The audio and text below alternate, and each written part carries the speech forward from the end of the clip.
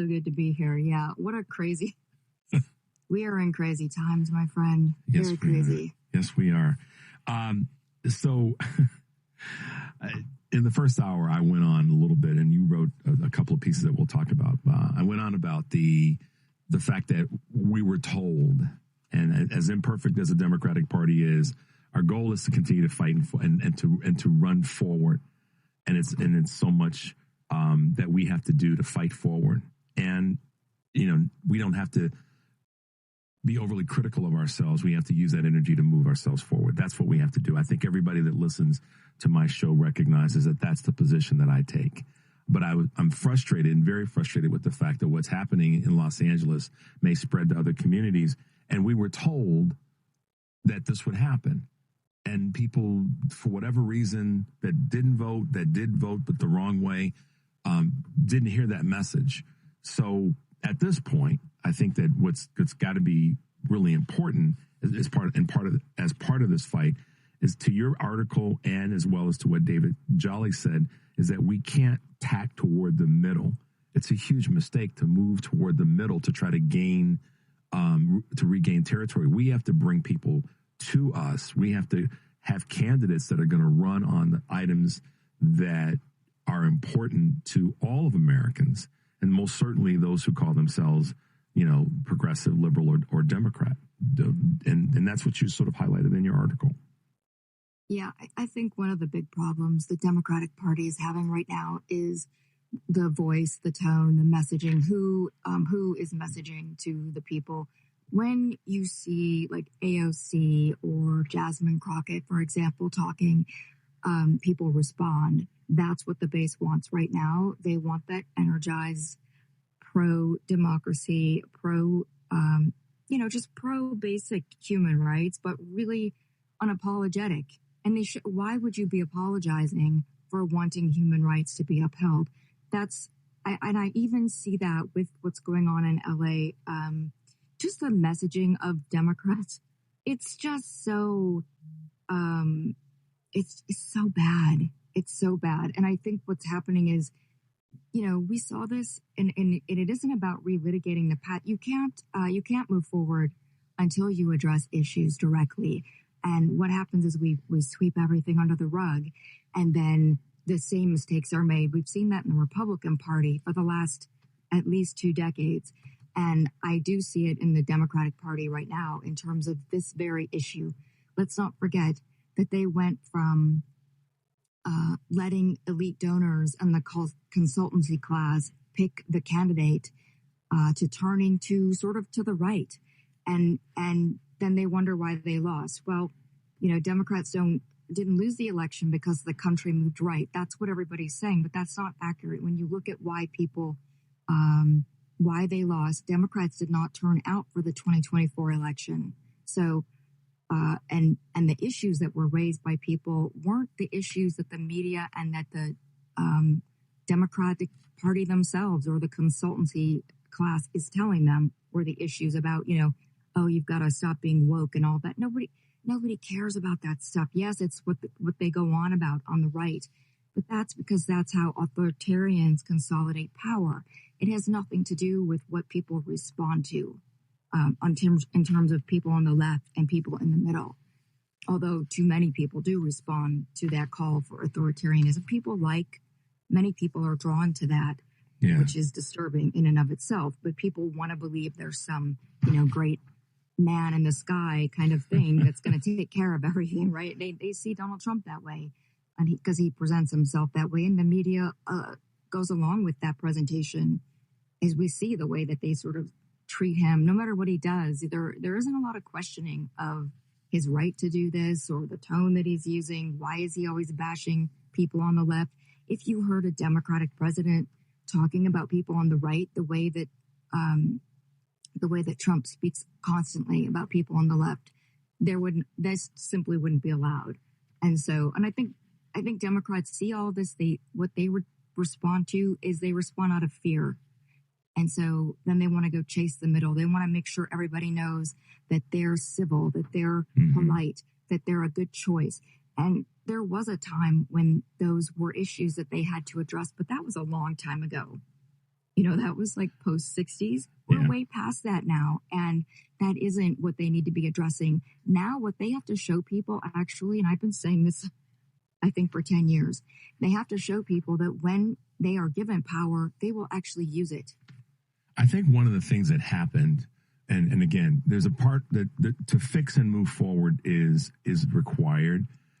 At the same time, I think one of the things that I oftentimes go to is I want people to hold some responsibility in their day-to-day activities when it comes to this political, social, democracy experience, and that is it's a delicate balance because we know humans want someone. And there's a large swath of humans that want to be led and want to be told what to do and be guided. And when they see someone that gives them the illusion or in their mind the reality that that's the person that's going to fill that void in me or fill that need in me, then they're drawn to that person. It's part of our humankind, if you will. And so it is one of the reasons so that's part of this delicate balance.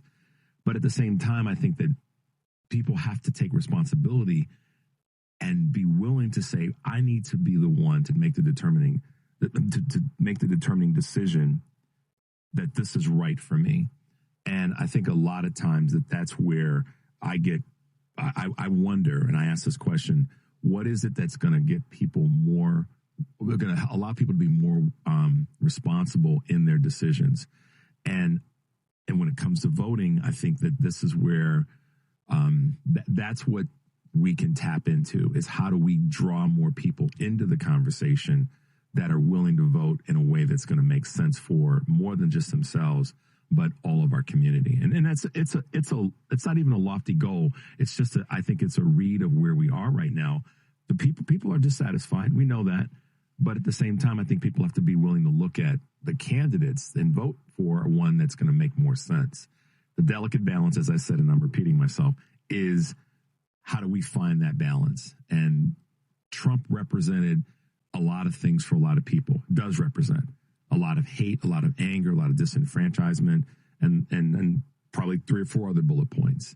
And to circle back to your original point about who the singular voice is right now in the Democratic Party and who that will be, who will emerge. It can't be someone that's going to attack to the middle. It's got to be, I don't think right now. I think it's because the middle is not where the good stuff is. It's not to the middle, and it's certainly not to the right. So to get to the right, you got to go through the middle, and I don't think we go through the middle. I think, like David Jolly said, it's going to be found in that person that stakes a position that's away from all this craziness, and at the same time is inspiring. Right. It's got to be somebody who's willing to fight for what is right. And these are basic things that we're talking about. We're not asking for the way that it's discussed is that people, you're going too far to the left. You're socialist. You're all of that stuff. It's just absolute Those garbage. are words that get thrown on us when we move in that direction, when in fact that's the direction that the body politic is saying, move in that direction. Is to pull us back from where we have gone to. Is that right? And exactly what people want, the things that those words, a lot of things, let's say democratic socialism, a lot of things that those words represent is what the public wants. And when they're polled, that's been consistent for decades as well. So that is exactly why the media and Republicans will criticize Democrats when they go there. They are terrified of a popular Democrat who embraces those things that people want. Because as we can see, Republicans have had to change the rules consistently over the last couple decades really since Nixon, before Nixon, in order to get people to vote for them. And in order to change the rules for voting to help them win elections. They wouldn't have to be doing all of that if what they wanted to do was actually popular with people.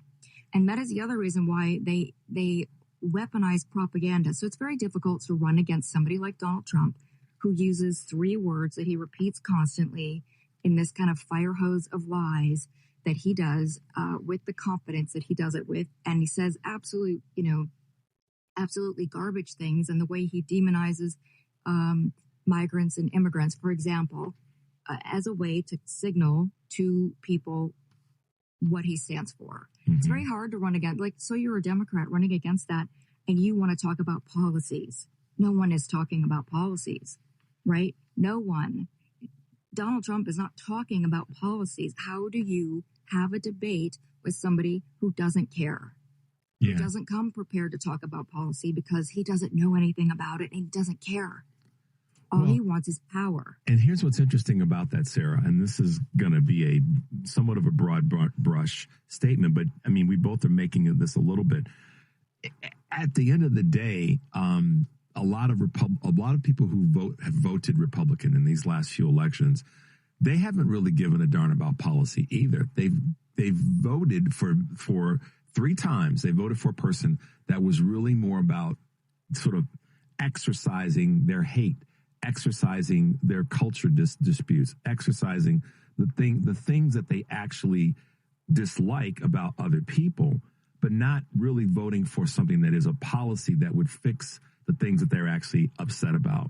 And they don't even, the thing that, and even I'll take that further because I live in this Trump district, so I'm surrounded by the way and I talk to them about politics, and what happens is the goalpost always moves. So they don't even, it isn't even that they hate this particular, they're told who to hate. Mm-hmm. And that is part of this culture that they live in. And the culture is where they get all of the community aspects, all of the approval that people seek in their daily lives. And that's why it's so effective. So they live in this epistemic closure kind of media bubble, and they are never exposed to other ideas. And in those worlds, they're told who to hate.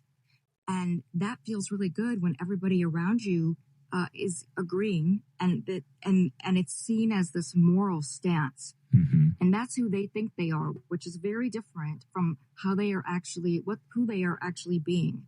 And I'm sad to say that because some of these folks are actually what I would say are good people in the rest of their lives. And I know that sounds really odd to say. How can you be a good person when you're voting for so much harm? And I agree that people should be held accountable for that. But I think that if we just brush over that, we miss the fact that there is, brainwashing is too strong of a word, but there are cult-like aspects to what's going on.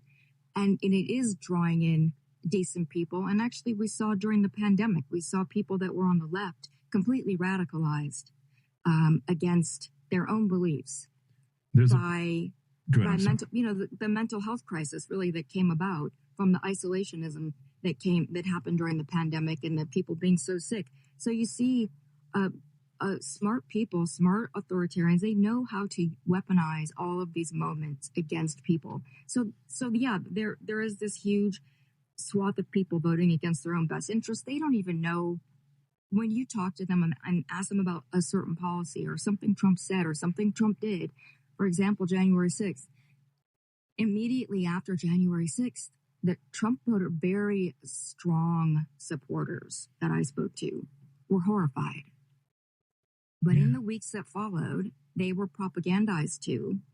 And then they started to come up with, that was Antifa, that was, false flags, that was the FBI. And then they decided that it was actually a peaceful protest because that's what Trump told them. And then they decided that it didn't matter and that actually they had been doing something good there.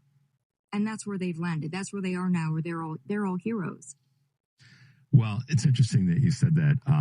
So what I find kind of compelling about that is you said not necessarily brainwashed, but in a cult. The two gentlemen that I have on the 7:30 hour will be talking about that, part of an organization called Leaving MAGA. And I've had a person on probably every other month at the beginning of the year when I look back. And in every case, each person has said that there was a certain amount of brainwashing that took place, and it was really driven out of sort of this hate mantra that, to your point, who do you hate? Who do you want to go after? Who do you dislike? But outside of that person wasn't really they themselves have said, I don't know what happened to me, because that's really not who I thought I was, but I got drawn into this. And on a repeated, consistent basis, it was the hate for someone other than you, that looked different, that sounded different, that loved different, and the list goes on, than you. And that the Republican Party, the Trump messaging, the MAGA community had inspired them to let that hate come out.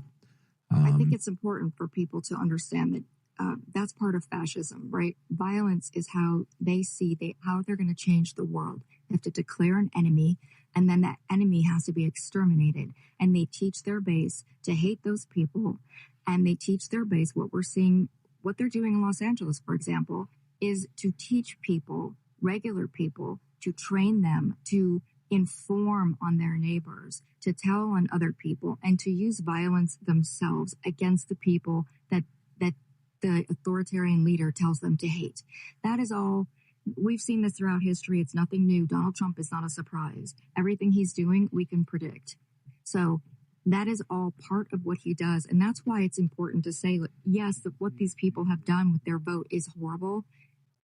But underneath that, there are people who have been misled. This is not, if they were outside of that echo chamber, they wouldn't be doing these things. Now, that doesn't mean they shouldn't be held accountable. And I think what needs to happen right now is those people that are the ICE agents, who aren't even real law enforcement officers sometimes, these people all need to be held accountable for what they're doing. And there needs to be that sense that they will be held accountable. Otherwise, this is all going to go in the direction that they want it to go. So I'm not at all suggesting people shouldn't be held accountable for what they're doing, but I am saying that if we look at how they are being manipulated, it's really important to understand that, because we can't get through to people if we don't accept and understand how this is working. Yeah, that part there, and understanding how it's working is critically important.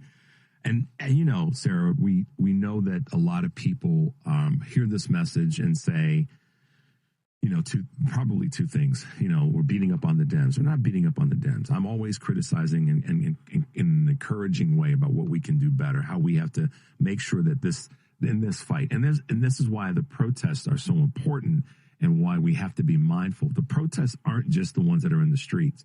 It's the phone calls. It's the letters. It's reaching out to congressional and Senate, House and Senate leaders and state representatives to say that this is unacceptable, and having the courage, or having the energy and the courage to do that, so that it's meaningful. And it has, and we're showing signs of it in many of the court cases that have gone forward. So we know that we've got work to do, and I think that the people who are recognizing that are out there leading, they're out there speaking, they're out there yelling, and I'm talking about people that are elected officials to the conversation that you and I are talking about as well. But I can't not say what a crazy week, huh? I mean, from right. This is just, what really, I'm sure, kind of frustrated you, is that this is happening at a time when it doesn't have to be happening. We could be going in a different direction right now. We should be going in a different direction right now. And that's why we have to continue to galvanize and have these conversations to make sure that people are plugged in and people are aware and doing what they can do to continue to move us forward.